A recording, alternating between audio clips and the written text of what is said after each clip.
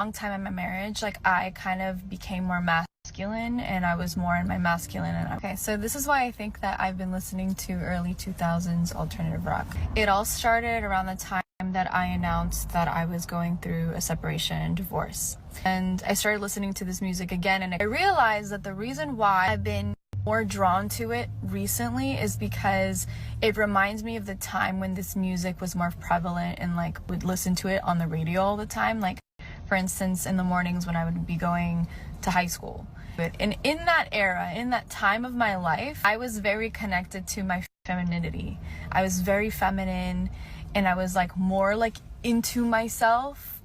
And for a long time in my marriage, like I kind of became more masculine and I was more in my masculine and I was more in my like hustle mode, and there was a lot of things about myself that were different. And then recently, in the last couple of months, I've kind of gained my feminine back.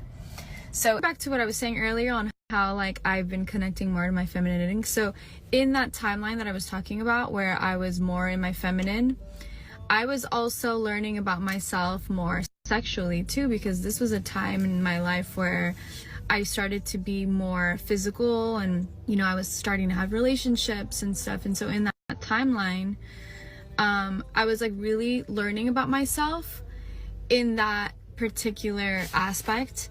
And I think that I'm like redoing that now as well, maybe in different ways, but I'm still doing it. But yeah, I'm definitely more feminine now, but I'm also still very masculine. So I have like the balance now and the harmony, and that's what I feel like makes me so connected. I feel like I'm very connected to everything now, more so than ever.